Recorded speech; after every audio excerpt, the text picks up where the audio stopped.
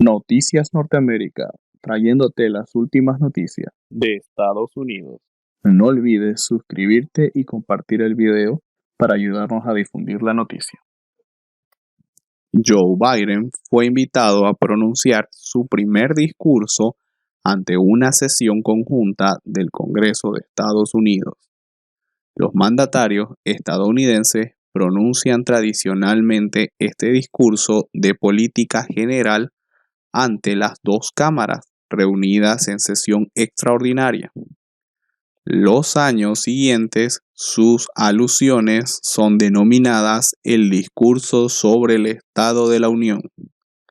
El presidente de Estados Unidos, Joe Biden, fue invitado el martes a pronunciar su primer discurso ante una sesión conjunta del Congreso el 28 de abril, poco antes de la fecha simbólica de sus 100 días de mandato.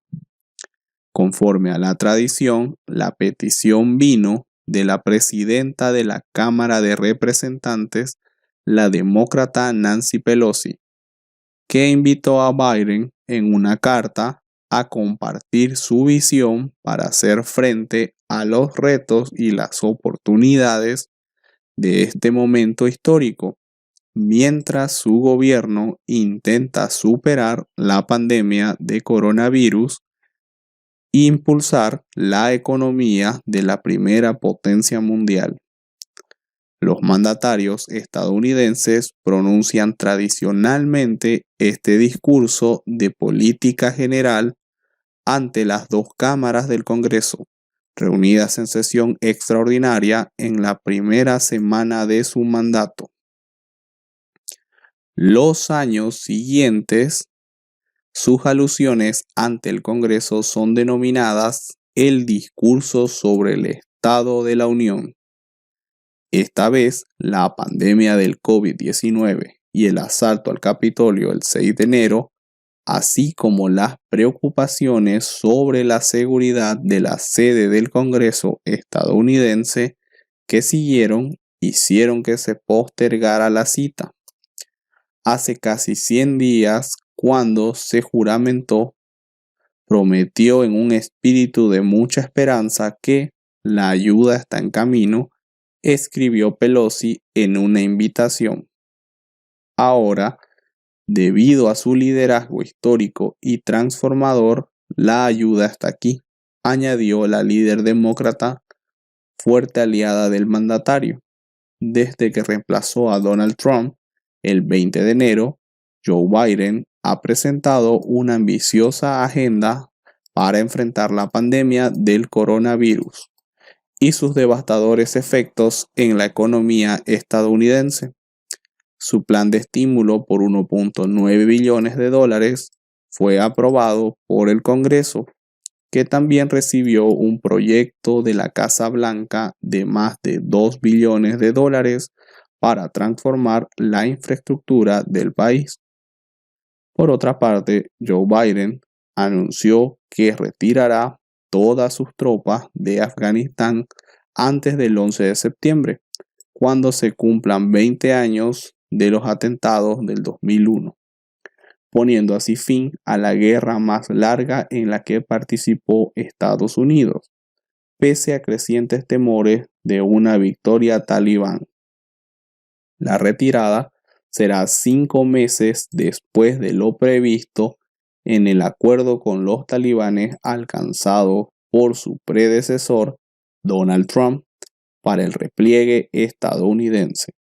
Biden, que realizará el anuncio el miércoles, llegó a la conclusión de que Estados Unidos puede completar el proceso antes del 11 de septiembre, indicó este martes un alto funcionario bajo condición de anonimato.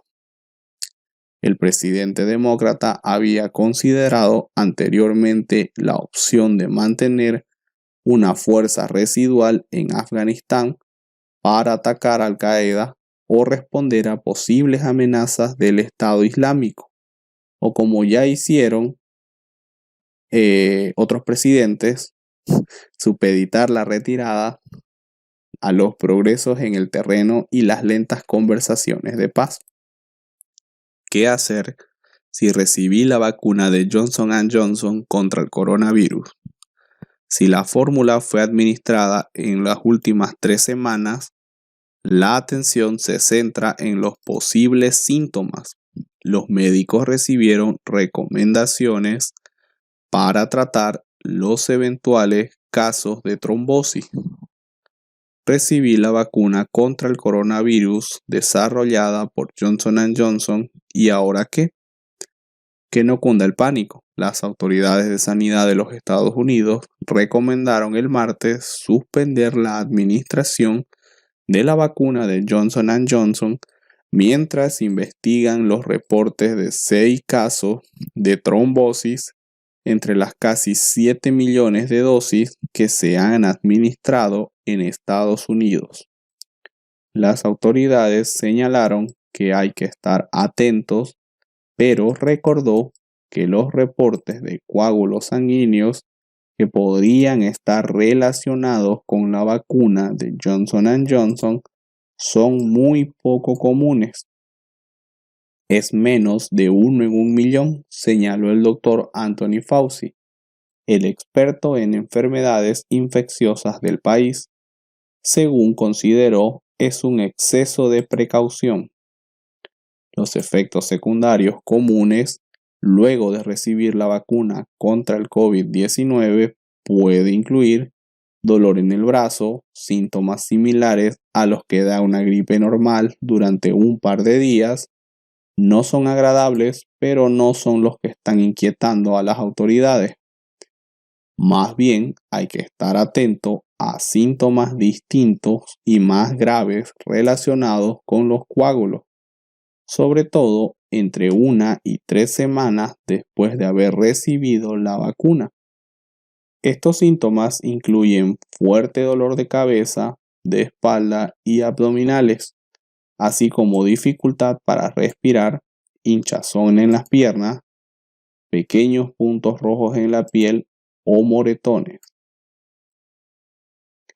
Si se presenta estos síntomas, hay que buscar atención médica de inmediato. Los Centros para el Control y la Prevención de Enfermedades han publicado consejos para ayudar a los médicos a detectar esos coágulos y tratarlos de manera segura. Entre otras advertencias, señalan que los pacientes no deben ser tratados con heparina, un fármaco habitual para la coagulación de la sangre, ya que podría ser más dañina. Ante cualquier sospecha, la consulta debe ser derivada a un hematólogo para su evaluación. Según la Casa Blanca, la suspensión temporal no va a tener un impacto significativo en el plan de vacunación, ya que la vacuna de Johnson & Johnson representa menos de un 5% de las inoculaciones en Estados Unidos hasta ahora. El presidente Joe Biden aseguró que hay suficientes vacunas para todos los estadounidenses. Eso es absolutamente indiscutible. No obstante, ya se confirmaron demoras para Europa, que tiene una campaña de vacunación más lenta. La Unión Europea firmó un pedido de 200 millones de dosis de la vacuna de Johnson & Johnson con opción a otros 200 millones. La aparición de estas complicaciones de coágulos son similares a las asociadas a la vacuna de AstraZeneca, que está siendo investigada por la EMA y que ha provocado una fuerte desconfianza de la población hacia el agente inmunizante y la suspensión de su uso en varios países, entre ellos Dinamarca. Ambas vacunas utilizan la misma tecnología de vectores de adenovirus.